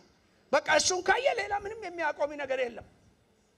እና ከዛ በኋላ እስቲ ቆያንና እነዚህ ሰዎች ብሎ ጴጥሮስ አየውና ካየው በኋላ ወደኛ ተመልከት አለው። አዘዘው። ስልጣን ነው። ሰውዬ ለምናል፣ ይሄኛ ያዛል። አዘዘው። ምንድነው ያዘው? ምን አለው? እስቲ ወደኛ በሉልኛ፣ እስቲ ወደኛ ተመልከት። ለምን? ጴጥሮስ ተሸክሞ የሚሄደውን ያውቃል። ገና እኮ የኢየሱስን ስም ሳይጠራ የጴጥሮስ ጥላ የወረደበት ሁሉ ምን ይሆናል? ለምን? ስለዚህ ከሱ ጋር ያለውን ያውቃል። አረ ካንተ ጋር ያለውን ይወቅ በሉት። ተጠጋባችሁ ያለው ሰው ንኩና ካንቺ ጋር ያለውን ይወቅ በሉት። በቃ ወደኛ ተመልከት አለው። በቃ ተመልከት ወደኛ። እኛ ሁለት ሰዎች ወደ አምልኮ የሚሄዱትን ነው የምታየው። እኛ ግን የምናየው አለ። ከኛ ጋር ያለ የክብር ንጉስ ከኛ ጋር አለ። የነገስታት ንጉስ ከኛ ጋር አለ። የጌቶች ጌታ ከኛ ጋር አለ። አንተን ሳትፈጠር ያየህ ጌታ ከኛ ጋር አለ። ወደኛ ተመልከት። ግን ወደኛ ስትመለከት አሁን የምንሰጥ የለመድከውን አይደለም። ጌታ ከዚህ በኋላ የለመድከውን አይሰጥም በሉት። ዝም ብላችሁ በቃ የለመድከውን አይደለም። ያለመድከውን አይን ያላየችው ጆሮ ያልሰማውን በሰው ልብ ያልታሰበውን ለእግዚአብሔር ክብር የሚሆን እንደ ቃል ኪዳኑ ተስፋ እግዚአብሔር ወደኛ ተመልከት አለውና ከዛ በኋላ አንተ የምትፈልገው ነገር አለ ያለው። ግን እኔ የምሰጥህ የኢየሱስም የምሰጥህ የፈለከውን ሳይሆን የሚያስፈልግህን ነው አለው። ሰውዬ የሚፈልገው ያችን ተቀብሎ ገብቶ በዛው ለመቀጠል ነው። ኖ የኢየሱስም ከመጣ በዛ አትቀጥልም በሉ። ተጠገባችሁ ያለው ሰው የኢየሱስም ካገኘ አትቀጥልም። ገንዘብ ካገኘ በዛው ትቀጥላለህ። ሌላም ነገር ከሆነልህ በዛው ትቀጥላለህ። የኢየሱስም ከመጣ ግን በዛ መቀጠል አትችልም። ምክንያቱም አዲስ ያደርግሃል፣ ይለውጥሃል። ሽባ የሆነውን ነገር ቀጥ ያደርግሃል። ያስጨነቀህን ነገር በቃ ይለውጠዋል ጌታ። ነገር ሽባ የሆነባችሁ ብዙ ጊዜ ይሞከራችሁት እምቢ ያላችሁት ዛሬ እግዚአብሔር ቀጥ ያደርገዋል። ያንን ሽባነቱን ጌታ ያስነሳዋል። ምክንያቱም ከዚህ በኋላ ስሙ ከመጣ በኋላ በዛ እንድትቀጥል አይፈልግም። እየተንፈቀቀ እንዲለምን አልፈልግም። ሮጦ እየተነስቶ እንዲያመሰግን ነው። የእግዚአብሔር ዓላማ እሱ ነው። ለዚህ ነው የመጣው እና እንድነሳ ነው። በቃ ለመቀበል እጁን ዘረጋ። ስማ አንተ ገንዘብ ለመቀበል እጅህን ዘረጋ፣ እኔ ግን እጅህን ይዛለሁ አለው። የጴጥሮስ እጅ ስነካው የኢየሱስ እጅ በጴጥሮስ ውስጥ አልፎ ነካው። ያንተ እጅ ምልክት ነው በሉት። እጃችሁን ይዩ እስቲ። እጃችሁን ይዩ። ዝም ብዬ አይደለም። እጃችሁን ይዩ። ይሄ እጅ ምልክት ነው በሉት እስቲ። ይሄ እጅ ለጌታ ስራ ምልክት ነው በሉት እስቲ። ስለዚህ አንተን እጅህን ስትጭንበት በአንተ እጅ አልፎ የሚሰራው ነገር አለ። የእግዚአብሔር ኃይል አለ። የእግዚአብሔር ክንድ አለ። የእግዚአብሔር እንቅስቃሴ አለ። our hand is a point of contact። ግን የሚሰራው የእግዚአብሔር እጅ ነው። የአምላካችን እጅ ነው። ብርቱ የሆነ የእግዚአብሔር እጅ፣ አያል የሆነ የእግዚአብሔር እጅ፣ ማዳን የማይሳነው የእግዚአብሔር እጅ፣ የፈጠረ የእግዚአብሔር እጅ ባንተ አልፎ ይሰራል።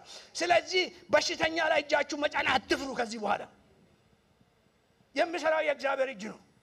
we are a point of contact for what he wants to do። ምልክት ነን እኛ።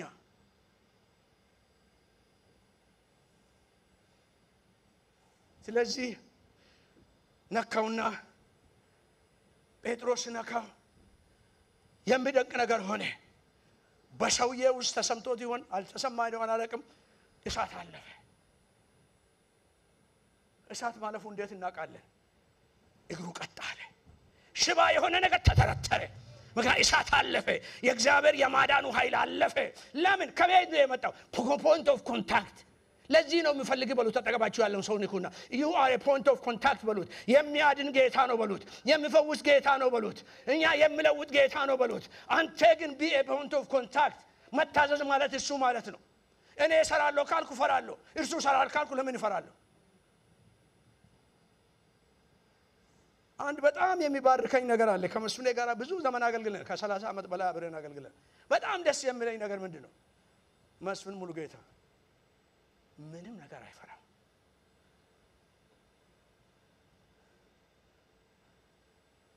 ምንም ነገር አይፈራም።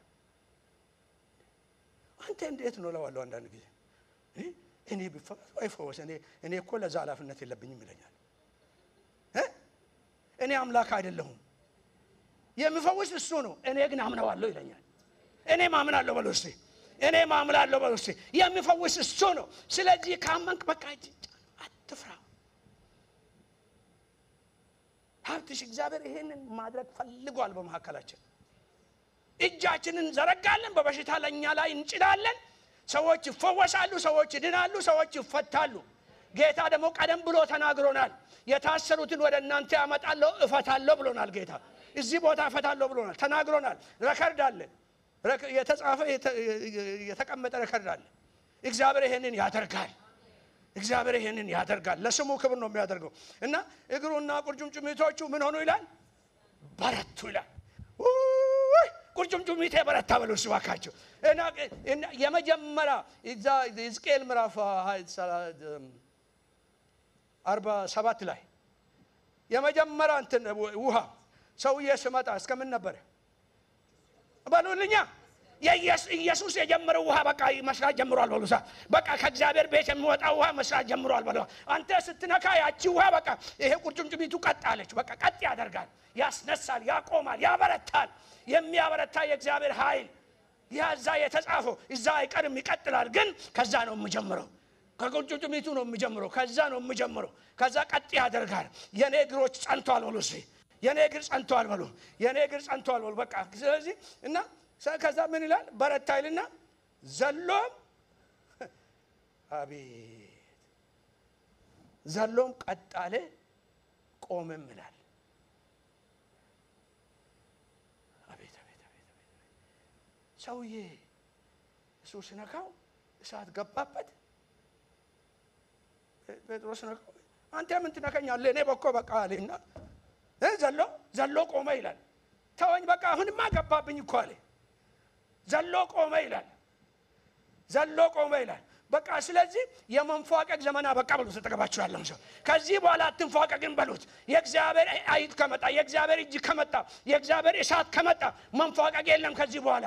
ለአምላኬ ዘላለሁ፣ ለአምላኬ ሮጣለሁ። ያለፈውን ዘመን አልቆጥርም። ከዚህ በኋላ የሚቀጥለውን ዘመንን ይዋጃለሁ። በቃ ይሄ የመዋጀት ዘመን ነው። ሰውዬ እኮ እንዲህ ነበርኩኝ አላለም። በቃ ተነሶ ብቻ ዘለለና ቆመ። እና የሚገርም ነገር እኮ ነው። ዘሎ ቆመና ምን ይላል? ተራመደ ይላል። በረታ፣ ዘለለ፣ ቆመ፣ ተራመደ።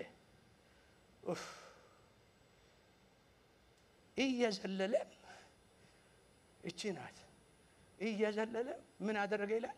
እግዚአብሔርን በሉልኛ እንዴ! እግዚአብሔርን የታይቶ ነው ያመን የታየው? እግዚአብሔርን አመሰግነ ይላል። እንዴት ሊያመሰግነው ቻለ? አነጋግሩኛ። ደህና ናቸው አይደል? ተአምራት ሲጀምር አንዱ ጥንቃቄ ማድረግ ያለብን ይሄ ነው። ብዙ ጊዜ ሪቫይቫል ተነስተዋል በኢትዮጵያኖች መካከል። እግዚአብሔር የተጠቀመባቸው ሰዎች ሁሉ ሰዎችን ወደ ጌታ ሳይሆን ወደ ራሳቸው ነው የሚያስመለክቱት። ከዛ በኋላ ነገሩ ያቆማል። እኛ ነን አላለም። ነው በኋላም ሲጠይቁት ጴጥሮስ ነው አለ፣ እናንተ በሰቀላችሁት እግዚአብሔር ባስነሳው በናዝሬቱ ኢየሱስ ለዚህ ሰው ይሄ ቸርነት ተደረገለት አለ። እኛ ለምን ወደኛ ትመለከታላችሁ አለ። ለምን ወደኛ ትመለከታላችሁ? እኛ እንዳደረግን ቸርነት እንዳደረግን በእኛ ኃይል እንዳደረግን ለምን ታስባላችሁ? ክርስቶስን ከሙታን ያስነሳ እግዚአብሔር ነው ይሄንን ያደረገው፣ እኛ አይደለንም።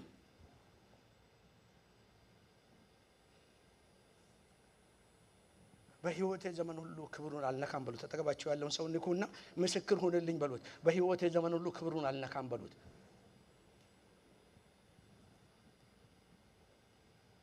ዘሎ ከቆመ በኋላ በጣም ደስ የሚል ነገር አለ።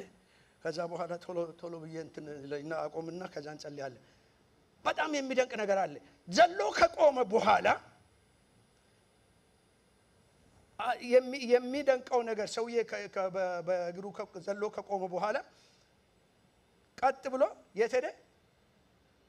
በሉልኛ አረ በሉልኝ ባካችሁ ወደ ቤት ሰውየውን እዛው ዘሎ ቆሞ ወደ ቤተ መቅደስ ገባ ለምን ቢባል የናፈቀው እሱ ነበር የት ነበር በደጁ አደባባይ ነበር ለ40 ዓመት በየቀኑ ሰዎች የተሸከሙት አንድ ቦታ አድርሱኝ አንድ ቦታ ብቻ ነው አድራሻው አንድ ቦታ አድርሱኝ የት ቤተ መቅደሱ ጋር ውብ በምትባል መልካም በምትባል ስፍራ እዛ አስቀምጡኝ ለ40 ዓመት ይሄን ነው የለመነው እዛ ገንዘብ የሰጡት 40 ዓመት በሙሉ የት የሚሄዱ ናቸው ቤተ መቅደስ ውስጥ ገብቶ አንድ ቀን አመልካለሁ ብሎ አስበዋል አንድ ቀን አመልካለሁ ብሎ በመኞትም ደረጃ ያሰበ አይመስለኝም ግን እግዚአብሔር ደረሰለት ስለዚህ ሌላ ቦታ አልሄድም ቀጥ ብሎ በቃ ገባ ይሄ ሰውዬና እዛ ጌታ ኢየሱስ በዮሐንስ ወንጌል ምዕራፍ 5 ላይ ያስነሳው ሰውዬ ሁለቱም ይገርሙኛል ያኛው አልጋውን ተሸክመ ይሄድ ሲለው አልጋውን እንኳን ለማስቀመጥ ቤት አልሄደም ከነ አልጋው ቤተ መቅደስ ውስጥ ገባ ለምን ቢባል የናፈቀው ያ ነው የተጠመው ያ ነው ወገኖቼ ስሙኝ በኔጌቲቭ ወቀሳ ሳይሆን በእግዚአብሔር ልብ ስሙኝ እንደ አባት እንደ እግዚአብሔር ልብ ልናገር ሽባ የሆኑ ሰዎች ወደ እግዚአብሔር ቤት ሄዶ ለማምለክ 40 ዓመት ከናፈቁ እግዚአብሔር እድል ሰጥቶን እግዚአብሔር ሁሉ ነገር አመቻችቶልን እንዴት ነው እግዚአብሔርን ለማምለክ የማንጣደፈው Is it the same God?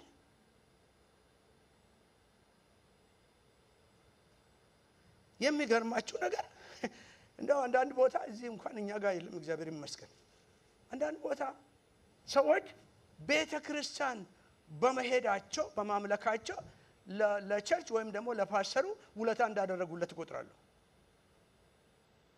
ከነገር ናቸው እንዴ አይገርም እኔ ሁሉ ጊዜ ቤተ ክርስቲያን አልቀርም እኮ እኔ እየተመላለስኩ ግን ፓስተሩ ይላል እንዴ ለፓስተሩ ነው እንዴ ሄድከው ፓስተሩ ነው እንዴ ያዳነ ፓስተሩ ነው እንዴ ደሙን ያፈሰሰልኝ ፓስተሩ ነው እንዴ የጠራ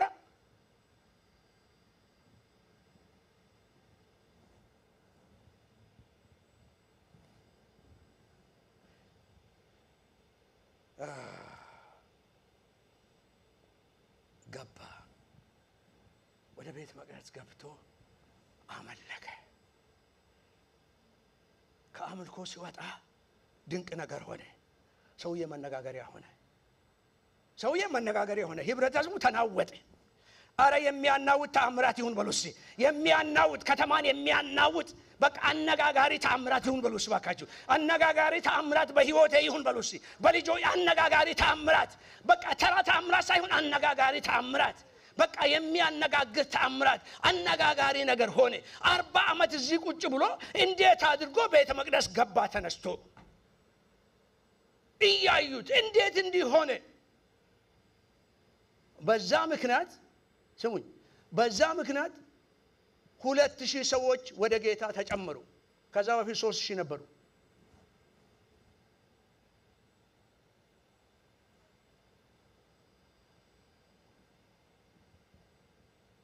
ተአምራቱ ቀጠለ የእግዚአብሔር ኃይል ቀጠለ ሐዋርያትም ስለ ጌታ ኢየሱስ ክርስቶስ በታላቅ ኃይል መመስከር ጀመሩ ሰዎችን አቅጣጫ ማሳስ ጀመሩ በአንድነታቸው ጸኑ ተአምራት ስለሆነ ዝም አላሉ በአንድነታቸው ጸኑ ከኔ ጋር ናችሁ እዛ አየር ላይ ያላችሁ እጃችሁን አንሱና ከዚህ በኋላ ከእግዚአብሔር ሕዝብ ጋር ይተባበራሉ በሉ ምክንያቱም ይሄ የመለያየት ነገር የእግዚአብሔርን ኃይል እንዲቀጥል አያደርገውም ወንድሞች በህብረት ቢቀመጡ መልካም ነው ምን ሆነ ነው በእግዚአብሔር አይን ምንድነው ያማረ ነው እግዚአብሔር የሚመኘው እሱ ነው ከዛ በኋላ ሐዋርያቶች ድንቅ በእኛ ተደርጓል በቃኛ ኖ አንድነታቸውን አጸኑ ተአምራቱ እንዲቀጥል ከፈለግን ወንጌል እንዲሰፋ ከፈለግን ነፍሳት እንዲድኑ ከፈለግን አንድነታችንን መጠበቅ አለብን አንድነት እንዳይኖረን የሚያደርገን ምንድነው ሰልፍ ፒቲ እንዲህ ሆንኩኝ እንደዛ ሆንኩኝ እንዲህ ያልተደረገልኝ እንደዛ አልወጣም እንደዛ አልመሰለኝም እንደዚህ መስሎኝ ነበር ኖ ኖ ኖ ቁም ነገሩ እሱ አይደለም። ከኔ ጋር ናቸው? ቁም ነገሩ እሱ አይደለም። የመንፈስን አንድነት ጠብቁ። የመንፈስን አንድነት ጠብቁ። ከዛ በኋላ ጸጋቸው ተገለጠ። ሐዋርያቶችም በታላቅ ጸጋ ወንጌል ሰፋ። ጌታም የምድኑትን ምን ያደርግ ነበር ይላል? ዕለት በዕለት በእነርሱ ላይ ይጨምር ነበር ይላል። በቃ ቀጠለ፣ ይቀጥላል፣ ጨመረ። የምድኑትን በእነርሱ ላይ ይጨምር ነበር ይላል። ከዛ በኋላ እነርሱ እዛ ውስጥ አሁን አንገባም፣ እዚህ እናቆማለን። እቺን ብዬ አቆምና እንጸልያለን። በስልጣን መራመድ ጀመሩ። በስልጣን መራመድ ጀመሩ። በስልጣን ሲራመዱ ድንቅና ተአምራት በሐዋርያቶች እጅ ይደረግ ነበር ይላል። ስለዚህ ያ ስልጣን እስከምን እንደሆነ የተገለጠው ዲያቆናት ተብሎ በተጠሩት ነው። አላያችሁ? በእስጢፋኖስ እርሱ የሚናገርበትን ሊቋቋም የሚችል አልነበረም። ፊቱም እንደ መልአክ ያበራ ነበር ይላል። ያ ሰው እንደውም ከዚህ አልፎ ሰማይ ተከፍቶ አየና የእግዚአብሔርን ክብር ጌታ ኢየሱስን በአብ ቀኝ ቆሞ አያለው አለ። ቀጠለ። ያራ ይቀጥላል በሉት። በእኔ ውስጥ እግዚአብሔር ያቀጣጠለው ነገር ይቀጥላል በሉት። እግዚአብሔር የጀመረው ነገር ይቀጥላል። ስልጣናችን ይቀጥላል፣ ፍቅራችን ይቀጥላል፣ አንድነታችን ይቀጥላል፣ የነፍሳት መዳን ይቀጥላል። በቃ ይሄ የሚቀጥል ተአምራት ነው። እግዚአብሔር በሚቀጥል ተአምራት ውስጥ አስገብቶናል። እግዚአብሔር ግን ከኛ የሚፈልገው ነገር አለ። ኃላፊነታችንን እንቀበል፣ እንመነው፣ እንታዘዘው፣ ኃይሉን እንቀበል፣ ከእርሱ ጋር እንስራ፣ ስሙን አምነን እናውጅ። እንጸልይ።